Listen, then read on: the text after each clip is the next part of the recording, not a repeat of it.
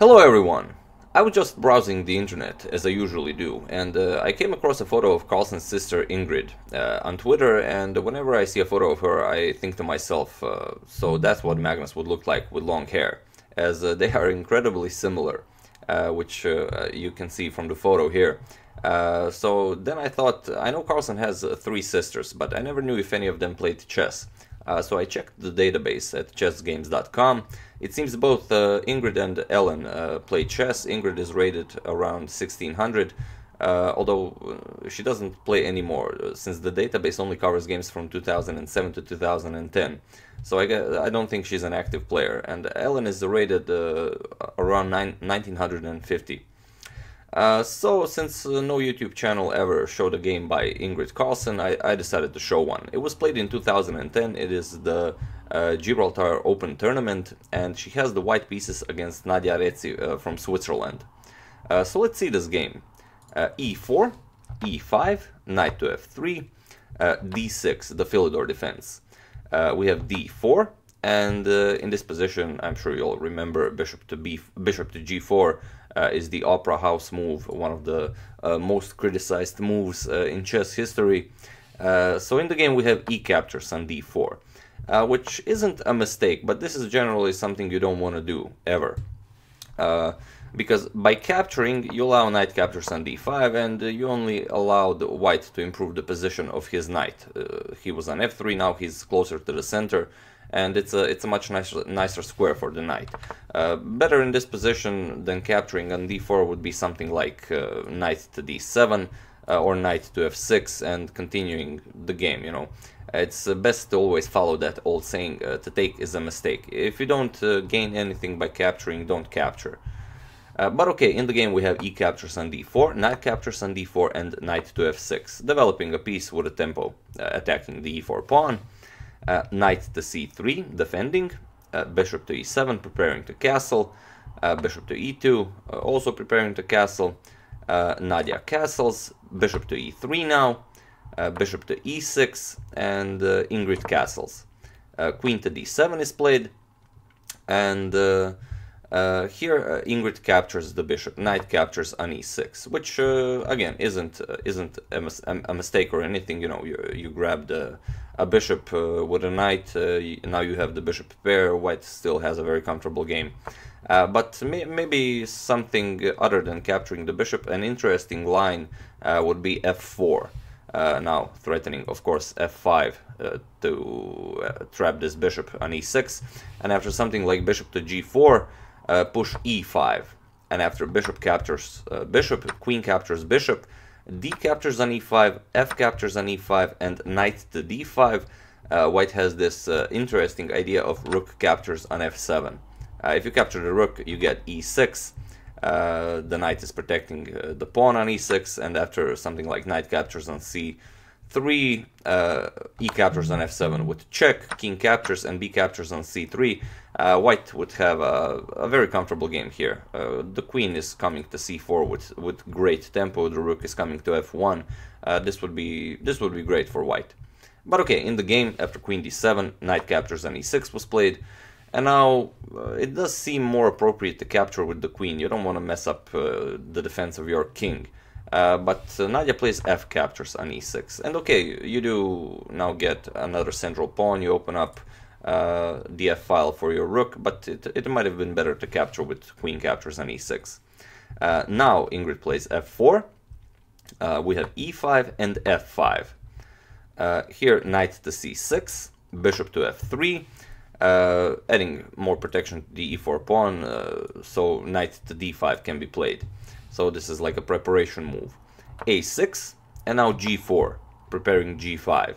H6 was played, and now knight to D5. And here you definitely want to capture this knight on D5, as it's an extremely powerful piece. You don't want to allow knight captures on E7. So something like knight captures on D5, queen captures on D5 with check, king H7, and it's a much more comfortable position for white, but black can hold this.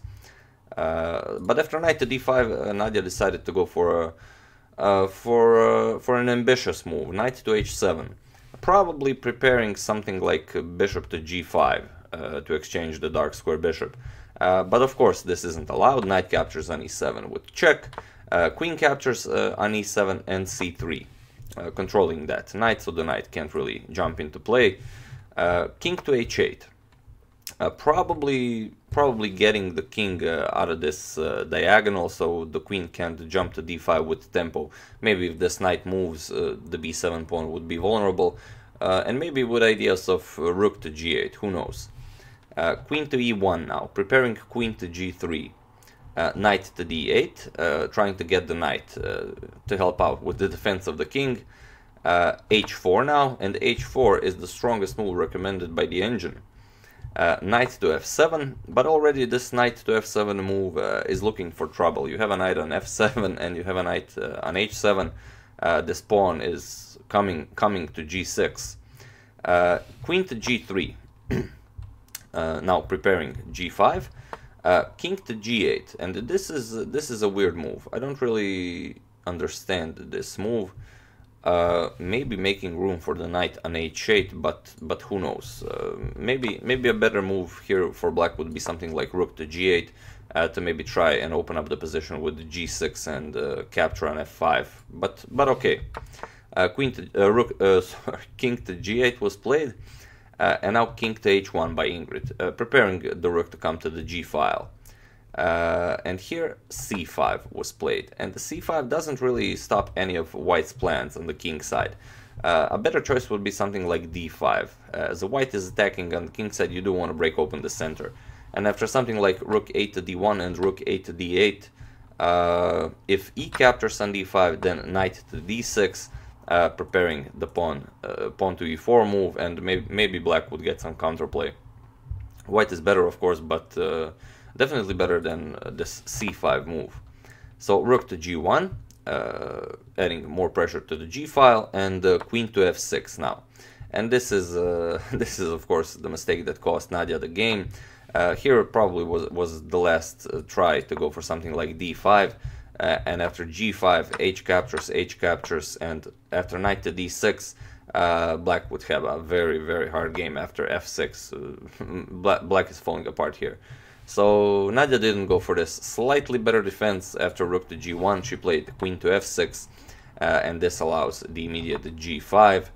This now comes with a tempo on the queen, so after h captures on g5 and h captures on g5, in this position Nadia resigned the game, as of course, as I mentioned, that knight to f7 was looking for trouble. After queen to e7, g6 would have been played, and one of the knights is going down with check. So this never happened. After this h captures on g5, Nadia resigned the game, and Ingrid won this nice game in 23 moves. So yeah, like I said, no channel ever showed a game by Carlsen's sister, so I decided to show one. And if any of you are interested, like I said, Ellen is higher rated, around 1950. So if any of you feel like investigating chessgames.com, if you can find an interesting game by Ellen, feel free to suggest, and I will show that one as well. So yeah, that's the game. I do hope you enjoyed it. And I am getting fairly close to 50,000 subscribers. I will definitely make some kind of an interesting stream on Saturday, and maybe I will try to prepare a chess quiz, as a lot of you have been asking for a chess quiz. So I'm planning a tournament. Also, if I will be able to prepare a chess quiz in a way for it to work, because last time we did have some problems, because some people have faster internet, so they get the question sooner than the other players. I have no idea how this happens. It just does. But the guy who won the quiz was actually Tom from Slovenia, and he actually won a lot of chess quizzes. So I don't think the problem was really in his internet connection. He said he knew all the questions except two, but you know, they weren't pretty easy questions. So yeah, just wanted you to know that, and I am seriously taking suggestions on what to do for the giveaway. as you know, it would be okay to do a nice giveaway for the 50,000 subscribers milestone. So if you have any suggestions, feel free to share in the comment section. So yeah, I would like to thank John Carter for your contribution to my channel. Thank you a lot, I really appreciate it. As usual, you can check all my previous videos here. Thank you all for watching, and I will see you soon.